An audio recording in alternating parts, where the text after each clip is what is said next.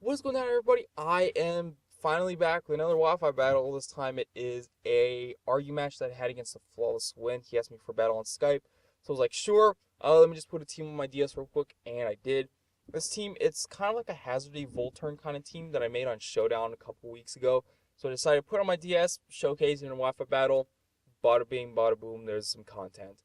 So what my team is, it's Lead Custap, Crustle with Spikes and Rocks. I have a Rapid Spin Hitmonchan, Life Orb, Rotom with Volt Switch. Yeah, Volt Switch. That's what that move is called.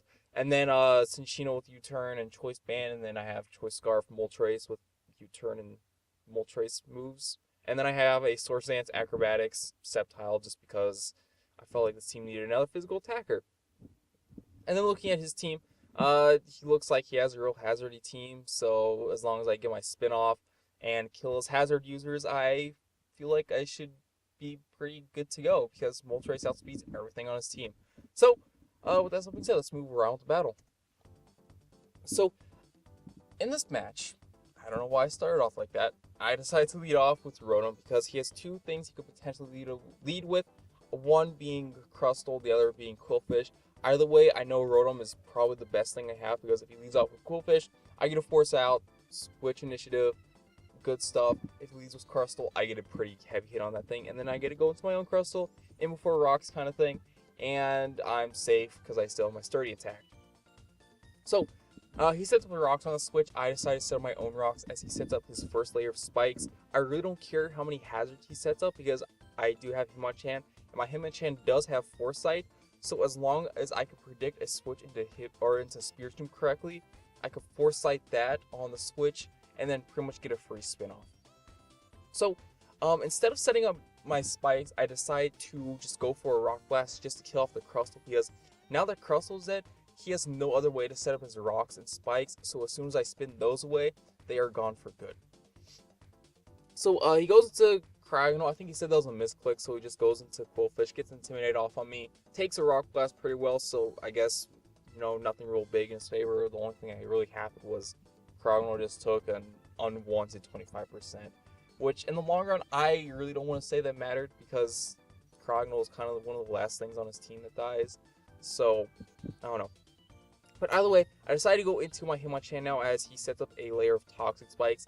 And now, right here, I know for a fact that he's going to want to switch into Spiritomb because since he no longer has Crustle and he has rocks and 2 layers of spikes up, he's going to want to keep those on the field. So I'm going to predict the Spiritomb switch in, go for the Foresight. I do nail that prediction right in the face, Foresight the Spiritomb. So now I'm pretty much guaranteed a spin because I don't think there's any way that this thing can kill me in one hit. And he doesn't. He actually does a lot of damage with that Shadow Sneak though, so that's why I'm kind of convinced that this thing is choice banded. On top of the fact that I don't see any item from this thing, and Spiritomb aren't exactly expert built because they kind of have really shit coverage. And yeah.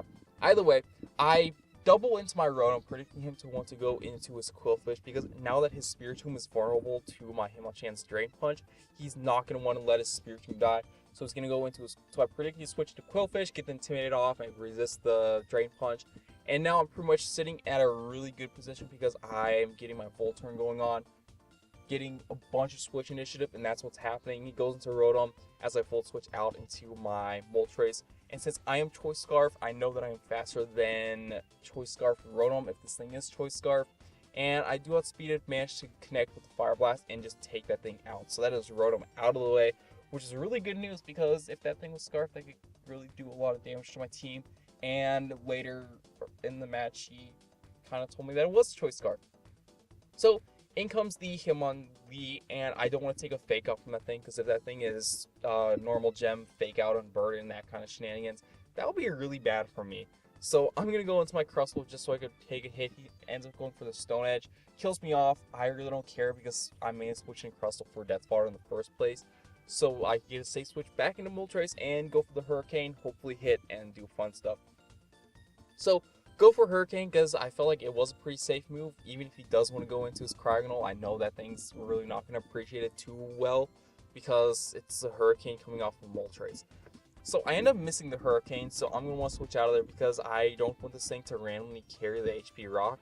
But he just goes for the rapid spin anyway, so I really don't care because the only thing on his team that was really weak to the rocks at this point was the Cryogonal, and I can just easily take care of Cryogonal with a lot of things on my team, actually.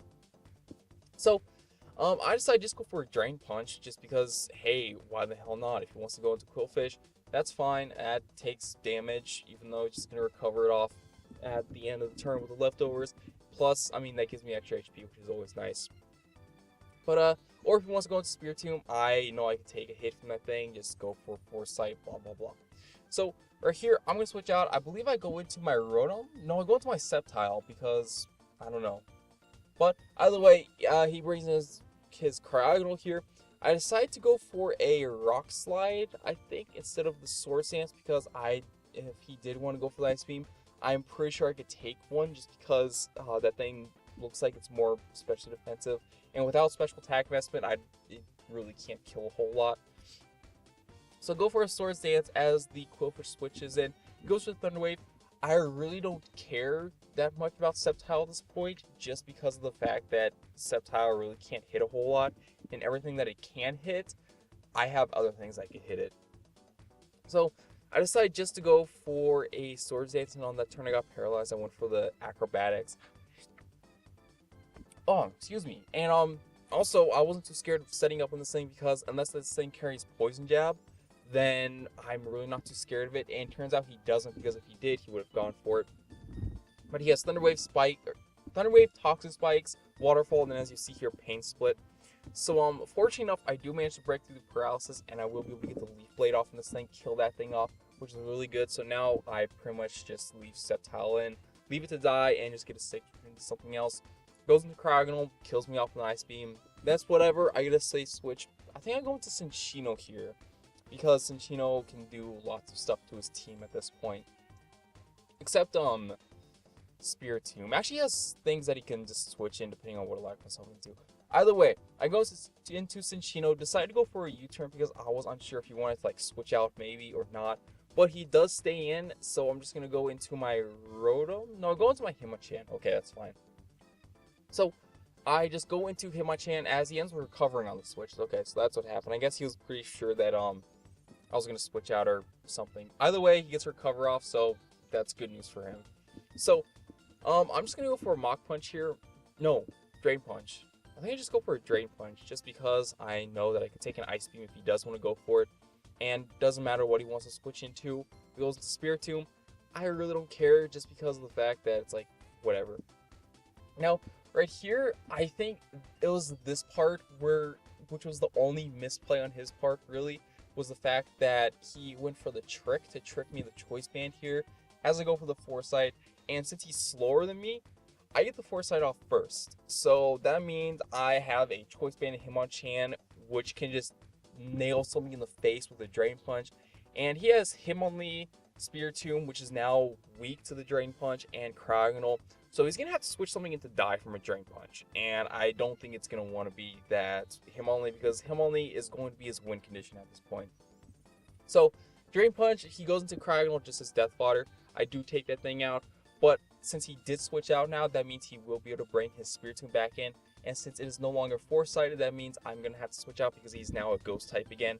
So I'm going to have to switch out of there. And I believe I just go into my I do go into my Cinccino because I know that it doesn't really matter because Cinccino's pretty much dead at this point. I really have no use for it.